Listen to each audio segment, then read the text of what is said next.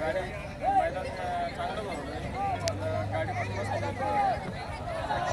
कसं झालं होतं तुमचं आणि रुबाबच्या नियोजन? आम्ही 5-6 मुलं सोबत.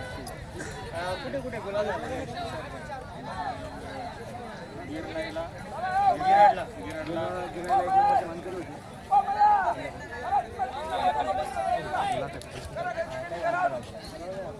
दादा तुमच्या आणि तुमच्या बैलाला?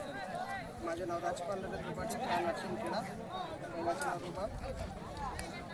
कसं झालं तुमचं आणि सर्जाचं नियोजन कसं? नियोजन त्यांनी केलं होतं खेडेगावचं.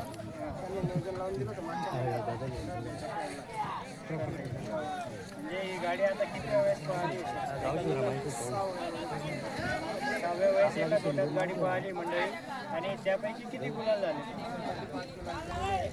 बघा मंडळी? म्हणजे दादांनी सांगितलं की 6 वेळा एका छोट्यात ही गाडी पळाली आणि त्यापैकी 5 गुलाल केले गाडी. म्हणजे जे जुने दांचे आपले गाडा मालक होते ते कंटिन्यू एका छोट्यात पळत होते, त्याच्यामुळे त्यांना यश येत होतं. आज तुमचंही तेच होत आहे की तुम्ही एका छोट्यात म्हणजे गाडी जुळून पळते म्हणून तुम्हाला यश येत आहे आणि हेच यश पुढे येऊ. काय झालं तुमचं? कसं आहे आता गुलाबाचा म्हणजे 6वा गुलाल आहे तुमचा? काय वाटतं गुलाबाचा? काय आनंद आहे? कसा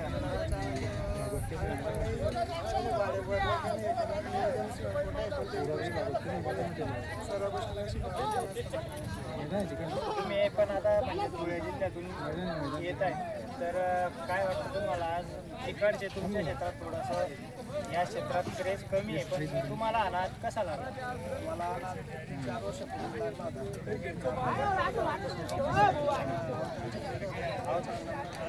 अवताच्या बैलांवर बघा मंडळी, मालकांनी अवताच्या बैलांवर नंबर केलेले आणि त्याच्यानंतर आता ही रुबाबची खरेदी केलेली. रुबाब कुठून घेतला?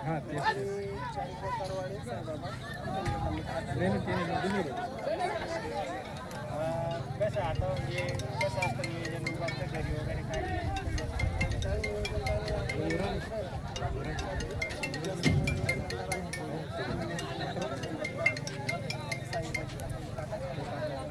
आज पुढे ते आपण या अखिल भारतीय बैलगाडा संघटना जळगाव यांच्या नियमावलीमध्ये मैदान तर कशी वाटली तुम्ही आपण यावरची कमिटी स्थापन तर कमिटीचं काय योगदान वाटतं तुम्हाला? कसं वाटतं कमिटीचं नियोजन कसं वाटतं?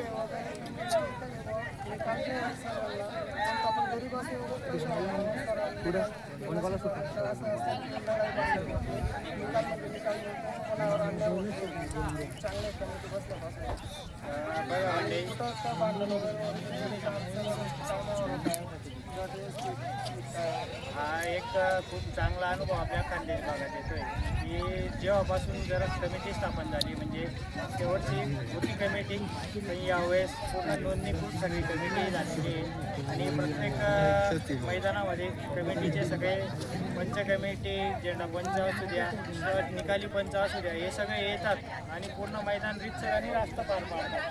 तर कोणत्याही बैलगाडा मालकावर अन्याय होत नाही.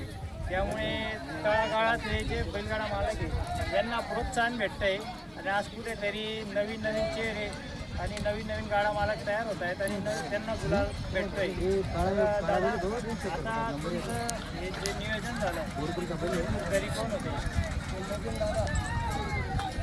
मोबिन दादा आओ इधर. हा मोबिन दादा. चला अजय भाऊ, तुम्ही काय मागा लवकर आले?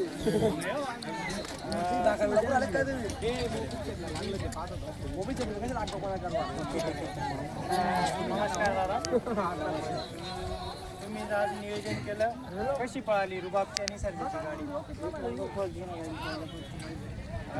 बुडात वाढते शेंड्यावर सारखी पळत. तुम्ही पण आता जवळजवळ सिल्लोड भागातून आलेले.